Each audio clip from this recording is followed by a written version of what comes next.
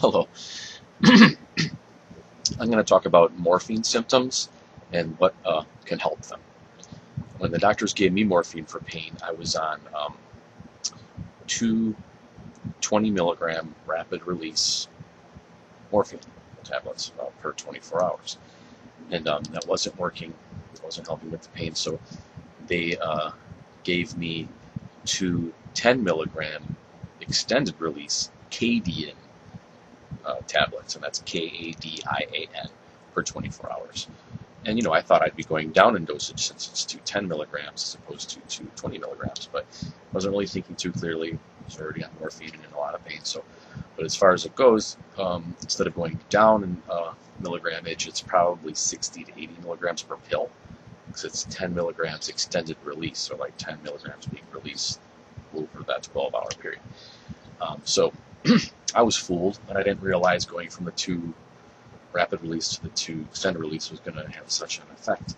But it was like increasing the overall morphine load by a third or half again as much, and like overnight. Of course, the meds, the symptoms from the meds increased, so no appetite, constipation, brain fog, lack of will. And but there's something you could do to help this, and immediately. And I wish I'd known this stuff when I was actually on morphine. I wouldn't know just when I was withdrawing. I figured it out when I was withdrawing. So first, get a good L-arginine supplement. So that's L-arginine, A-R-G-I-N-I-N-E. And follow the instructions in the package. But I'd say what I did is 1,000 to 2,000 milligrams a day to start, and then I could taper off when things were better and not necessarily take as much unless I needed to take that. It helps with elimination and with lack of appetite. And then also, number 2, I'd recommend a choline supplement. That's C-H-O-L-I-N-E. And you can get bitartrate or citrate, either way.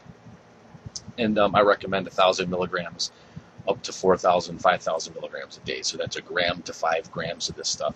And depending on, how natural the product is, you might need to take more, because more natural it is, sometimes it's not as effective as the synthesized stuff, which I don't really recommend the synthesized because, we're not sure where it's sourced from. Now, it's going to help your brain with this dopamine shutdown that morphine puts you into, which could really just rob your life of all joy and make everything great. Then they'll want to give you antidepressants. But the choline really helps with that. And then third, I'd say get a good probiotic. And like a soil-based organism, which is a little bit more pricey, look it up on the internet, is good. But you want to really make sure you keep that flora and fauna going in your gut, because once you start taking the morphine, everything down there kind of shuts down, and you will mess with your intestinal flora and fauna. Then also I recommend, fourth, Concentrace mineral drops. And it's a specific product. It's the only one I've found in so far, and I didn't search far and wide, but it works. And so I recommend it. It's called Concentrace mineral drops. I find it at a store called Sprouts. You might be able to find it at another natural food store near you. If you can't, look it up or ask the store, your natural food store, to get it for you. It's relatively inexpensive, and it made a huge difference overnight for me in a lot of ways, helping with my mental state, just feeling better about things. Also, people I've talked to about it who started taking it reported decrease in racing thoughts, less bipolar activity, more people seeing their own, part of things that are going on, as opposed to just blaming the other person. It's kind of amazing. And, if you do all this stuff together, it really makes a huge difference. So, each thing separately is good. And, I'd say only change one thing at a time, go slowly. That's the best way. But once you're in the swing of things and you're doing all of this, it's going to make a huge difference.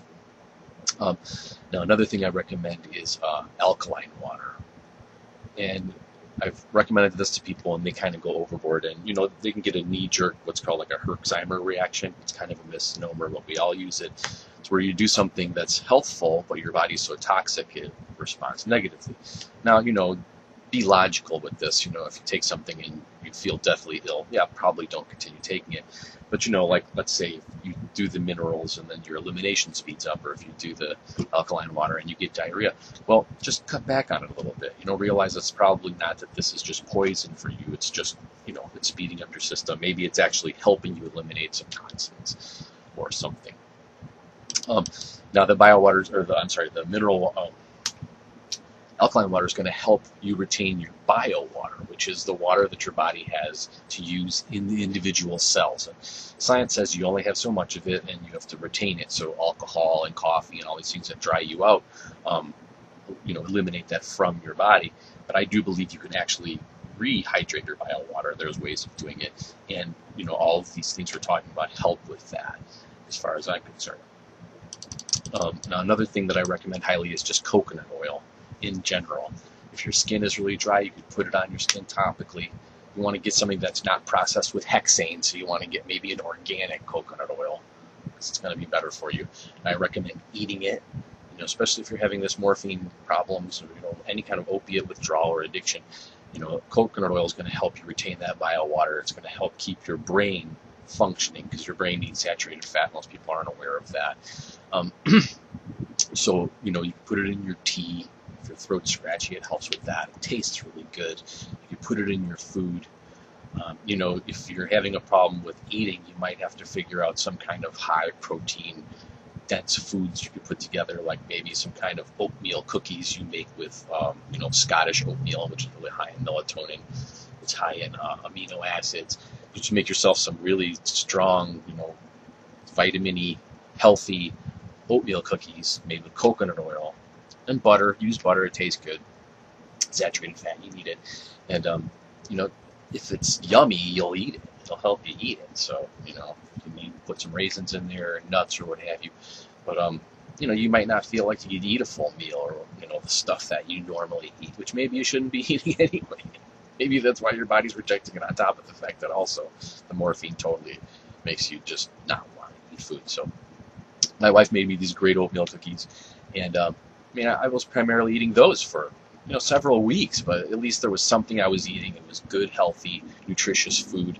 And although mostly if people did that in their normal life, they'd get fat, I wasn't eating anything else. So there I was eating her oatmeal cookies, and it got me through. So thank God for my wife and her helping out with stuff like that. So look things like that up. Find something that you would like. Maybe it's soup for you. Who knows? It's like, really think about what you could eat, and then try to figure out how to make it the most healthful. If it's soup, let's say, do some vegetable juicing, and then put those vegetables right into the soup. Even if you have to stew them a little bit or whatever, just try to figure out how to stuff as much nutrients in the stuff that you will eat. Because you just want to keep yourself alive and healthy until you can get off of these heinous painkillers that are helping you get through the pain. So I hope this helped, and be well.